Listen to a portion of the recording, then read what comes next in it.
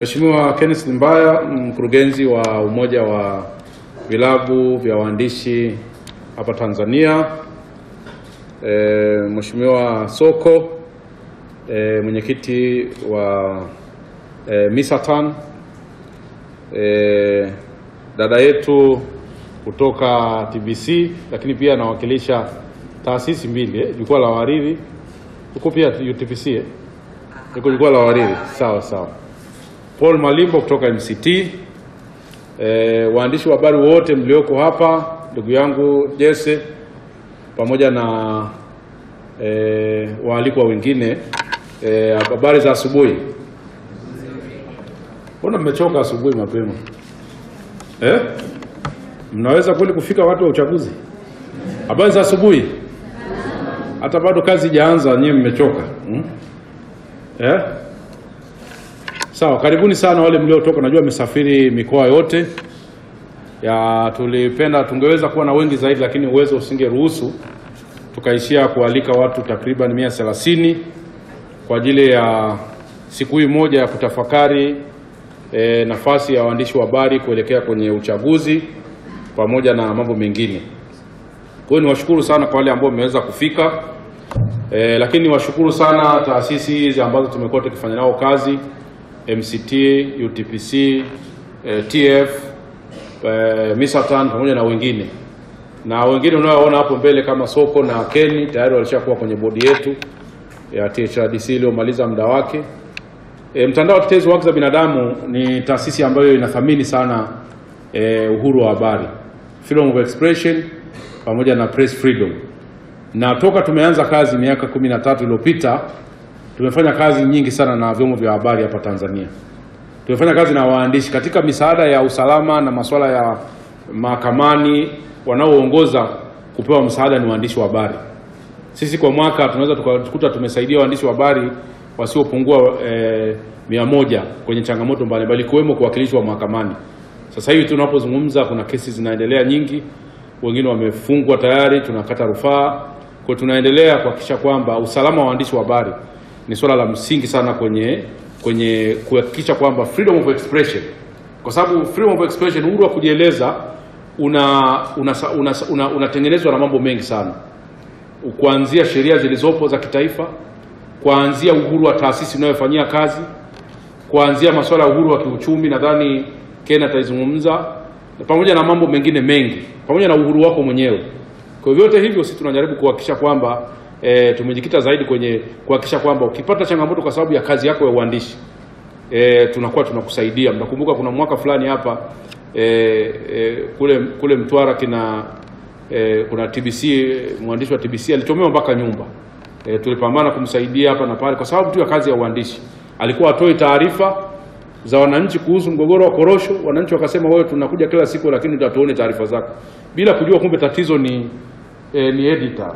Mwandishi reporter anaweza katuma taarifa, lakini huko editor anachagua itoe au asitume. Sinaona kwa wakati mwingine nyinyi reporters mlioko mikoani mnaweza mkapata changamoto kwa sababu wananchi wanakuona wewe pale, hawajui kwamba ukituma taarifa huku inatakiwa ichekechwe au itolewe. Sasa kwa hiyo mnaweza mkajikuta mnapata changamoto nyingi kwa sababu za kiusalama. Kwa hiyo sisi mtandao tupo nchi nzima, bara na visiwani,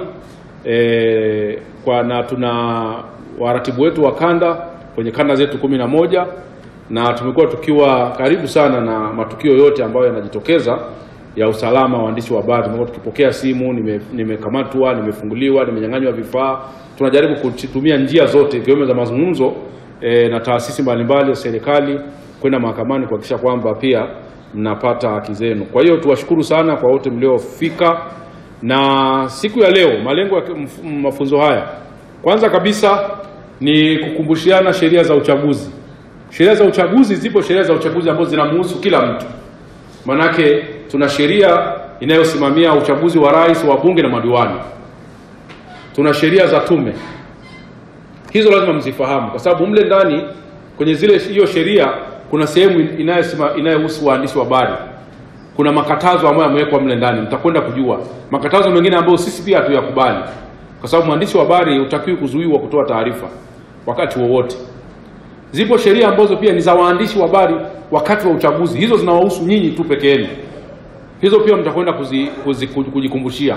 Kwa mfano ukitaka kuendesha mdahalo na wagombea, zipo sheria zinaitwa broadcasting na vitu kama hivyo. Tunajua kabisa hizo sheria zina changamoto sana, ambazo lazima tuendelee kuzipigia kelele. Pamoja ni muda ndio mwafaka, hata kama hazitaweza kubadilishwa, lakini ni vizuri wakajua kwamba hizi sheria zina changamoto, ili next time baada ya uchaguzi basi walau tuanze kuzifanyia kazi. Kwa mfano kuna kanuni vinasema wagombea kwa mfano wa chama B, C, D ukiwaalika kwenye kipindi alafu mmoja asitokee, unatakiwa usirushe hicho kipindi. Sasa hapo kuna haki kweli? Yaani mtu ameamua kulala kwake, wewe chombo cha habari unatumia muda wako na rasilimali, umeandaa kipindi, wale wawili wao wamekuja, mmoja hajaja, au watu wawili wakuja, amekuja mmoja. Sasa katika mazingira kama hayo lazima tuwe na sheria ambazo zinatenda haki kwa nyinyi vyombo vya habari, kwamba tatizo la mgombea kutokuja kwenye kipindi lisizuie wewe kuendelea kufanya kazi yako kama mwandishi wa habari, pamoja na kanuni zingine nyingi ambazo mtakuja kuelezwa siku ya leo. Sasa hizi ndio tunataka mjikumbushie, na lengo ni kuwaotoa nyinyi kwenye masuala ya changamoto za kiusalama. Lengo ni kwamba mbaki salama. Mkifuata hizi, hata kama zina changamoto, hata kama tunaziona kabisa ni sheria kandamizi, basi mzifuate tu pamoja na changamoto hizo, ili msijikute mnaingia kwenye changamoto za kuitwa leo chombo fulani kimefungiwa, chombo fulani kimepigwa fine, chombo fulani kimefanya, kwa sababu swala la fine pia hapo TCRA tumekuwa tukienda mara kwa mara kuna kuwatetea. Kwa hiyo ni muhimu tukawakumbushia hizo sheria za uchaguzi pamoja na za kwenu. Kwa hiyo malengo ya leo pia ni kukumbushana kuhusu sheria, lakini pia namna ya kutumia mitandao ya kijamii pia kufanya habari. Sasa hivi nusu ya vyombo vya habari vilivyopo hapa ni vya mitandaoni. Kwa hiyo pia namna gani tunaweza tukatumia fursa ya mitandao kuhakikisha kwamba tunafanya vizuri election reporting. Kwa hiyo tunajifunza namna ya kufanya election reporting. Yaani manake kuhabarisha watu wakati wa uchaguzi, namna gani tunaweza tukafanya majukumu yetu kama waandishi wa habari wakati wa uchaguzi. Kwa hiyo kikubwa namna gani tunaweza tukatengeneza agenda. Bahati mbaya ni kwamba waandishi wa habari hamjajua nguvu yenu. Mheshimiwa viongozi wa taasisi hizi, waandishi wa habari hamjajua power mlionayo. Waandishi wa habari mna power kubwa sana, na huko nyuma walikuwa wanajitahidi kuitumia sana. Enzi za kina Mengi na wengine walikuwa kienzi hizo za MOAT. Tumefanya kazi na Media Owners Association. Ulikuwa ni rahisi kukaa na kusema kesho tunaamka na agenda moja, na media zote zikasimamia, na nchi nzima itafuata hiyo agenda. Sasa sisi tumekuwa ni watu wa kupewa agenda, ni watu kwamba leo watu tunaendeshwa kwa matukio. Waandishi wa habari hatutengenezi agenda za kitaifa. Waandishi wa habari tunaendeshwa na agenda za kila mtu. Leo kiamka huyu kaamka na lake, kesho kiamka na lake, mnakuwa mnashika mwisho wa siku mnakuta mjawasaidia Watanzania kwenda na kitu kimoja. Kwa hiyo kitu kimoja tunachowaomba pia kwenye mafunzo haya, waandishi wa habari mkubaliane kwenda na agenda moja, mkaisimamia, mkaiongoza taifa lifike kwenye jambo jema. Na agenda inakuwa ni agenda ya kitaifa yenye maslahi kwa umma. Kwa mfano sasa hivi agenda ambayo mimi nilikuwa nikiwaambia toka mwanzo kwamba kwa nini tusikamate agenda ya muafaka wa kitaifa kuelekea kwenye uchaguzi.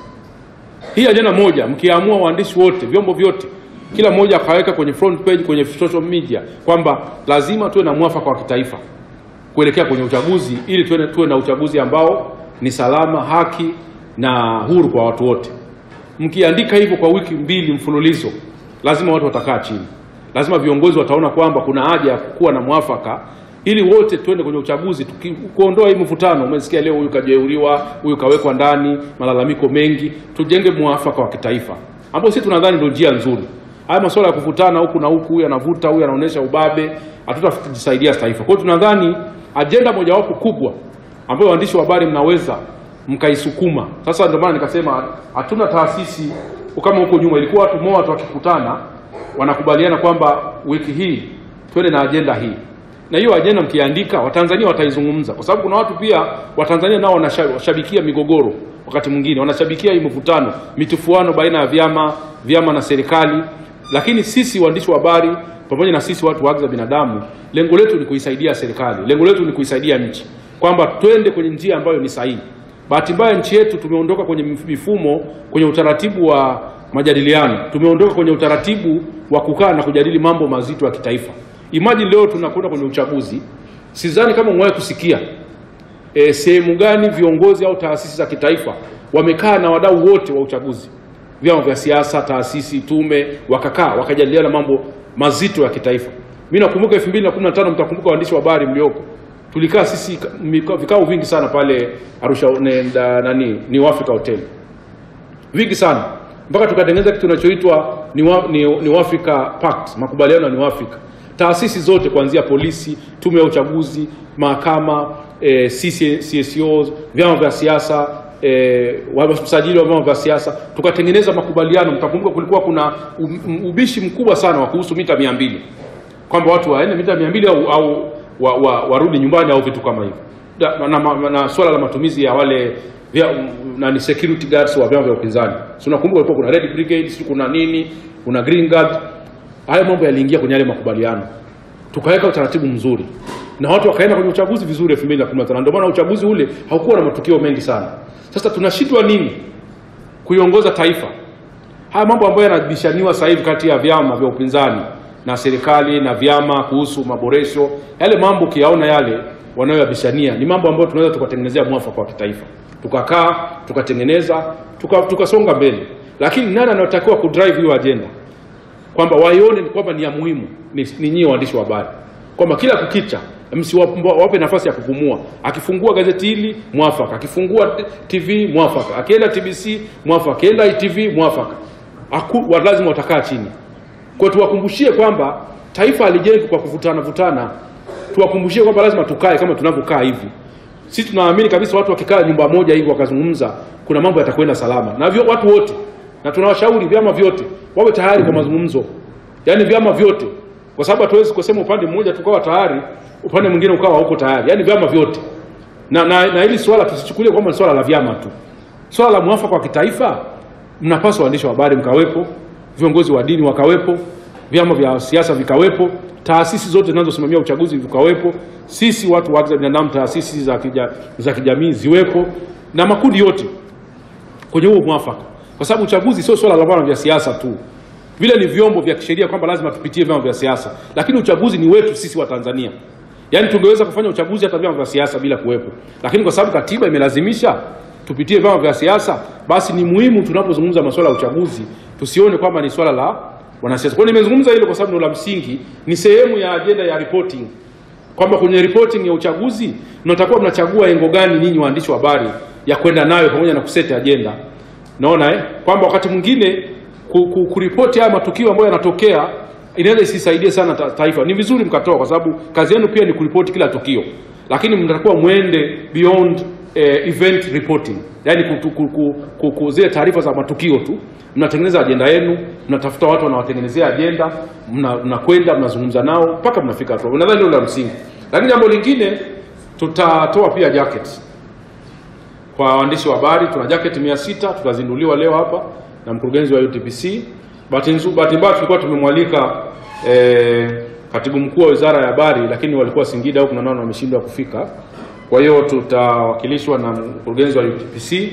Tutagawa, nyinyi wote mlioko hapa mtapata moja, lakini zingine sasa zitazobaki tutazipeleka kwenye press club ambazo ziko active. Walau zikae kule. Tulifanya pia 2020, pia 2015. Kwa hiyo wale wenye vitu wa press club mlioko hapa mtakwenda nazo kwa ajili ya kukaa ofisini. Angalau 20 kila press club, kwa sababu ya majacket lengo lake ni kuleta neutrality. Sisi tunafahamu kuna kipindi hapa ilikuwa chombo fulani cha habari kikionekana kwenye mkutano wa siasa lazima wapigwe. Si mnajua kwa sababu ya reporting ilivyokuwepo. Nadhani tunajua na kilichomkuta kina marehemu nani pale. Kina sana pale. Pale Jangwani. Si unaona? Kwa hiyo sasa neutrality inasaidia. Unakwenda mtafundisha masuala ya security. Ukishaona nenda tu na nani ya kawaida, vaa press, unaonekana wewe ni press. Haijulikani umetoka TBC, umetoka Jambo, umetoka ITV, unafanya news yako, unaondoka. Of course, wakati mwingine hata hizi logo natakuwa mzi avoid. Inategemea unapo kwenye context gani. Sio wakati wote unahitaji kitambulisho cha namna hii. Kuna wakati mwingine unatakuwa unaenda wasijue wewe unatoka chombo gani kwa sababu ya kiusalama. Kwa hiyo jacket hizi zitawasaidia. Hatuna uwezo wa kuwapa wote. Lakini kwa hizi tulizo nazo mtaanza nazo tunashukuru kwamba kuna kipindi tulianza na hizi, baadaye wakaja ndio tukafanya Mwananchi walitufuata wakasema tunataka print nyingi zaidi, tukampelekea mtu aliye print wakaprintia waandishi wao wote. Kwa hiyo sisi wito wetu pia ni kwamba baada ya hizi 600 vyombo vya habari wamiliki, basi waprintieni waandishi wenu press club ambazo ni neutral nyingi waandishi wenu wakati huu, ili waweze kuwa wakati mwingine sawa, inategemea, wengine unaweza ukaenda, sio kila tukio, zingine unaweza ukaenda na brand yako Star TV nini, lakini kuna wakati mwingine nenda na neutrality kwenye cover, hasa zile za kwenye matukio yale ya kampeni ambayo kidogo yanakuwa na vurugu mechi za hapa na pale. Kwa hiyo hilo nalo jambo lingine. Kwa mwishoni, tunafahamu kabisa kesho ndio siku ya habari ambayo sisi tulisema tukae na nyinyi leo kama sehemu ya kuadhimisha siku ya habari, lakini tukafocus kwenye tukio la mwaka huu kwetu Tanzania ambao ni uchaguzi. Nyinyi wadau wakubwa sana. Yaani nyinyi wa kiungo, na sasa hivi kila mwanasiasa mtakuwa mnaitwa vutwa kama mpira kwenye uwanja. Kwa hiyo ni muhimu sana mkafahamu kwamba mna majukumu haya, na sisi ujumbe wetu kwenye siku ya habari ni kwamba ni muhimu kuzingatia maadili, sheria za nchi, lakini pia kutengeneza ajenda za kitaifa na kwenda nazo kwa pamoja. Siku ya kesho ya habari inasema kuwekeza zaidi kwenye akili mnembo, kwenye masuala ya freedom of expression, artificial intelligence. Pia na nyinyi waandishi wa habari, artificial intelligence imekuja na madhara na faida na hasara. Ni nzuri kuitumia, lakini pia ndio imekuwa ikitengeneza pia mazingira ya fake news nyingi sana. Artificial intelligence imekuja na mazingira ya news inatengenezwa unaweza kaamini ni ya kweli. Sasa waandishi wa habari ndio kazi yenu kusaidia umma kujua hii ni artificial intelligence imetengenezwa tu, ni fake news, na hii ni taarifa kamili. Unaweza kutumia pia artificial intelligence kuweza kudetect taarifa ambayo ni fake au sio fake. Jamii Forum wao wanajitahidi kufanya hivyo. Kwa hiyo mimi niwatakie kila laheri kwenye mafunzo haya, na nachoomba tu ni kwamba tuzingatie masuala ya usalama wakati wa habari. Na nyinyi waandishi wa habari mnafahamu kabisa kwamba ukifanya mkiamua kufanya mizaa fulani huko taifa linakwenda kwa sababu watu wanaofuatilia nyinyi sana. Tunajua sasa hivi kuna mitandao mingi sana na taarifa zinatoka nyingi sana, lakini nyinyi mnaweza mkasaidia taifa kwenda kwenye mwelekeo ambao ni sahihi. Na ndio maana tunasisitiza kwamba ni muhimu kujua sheria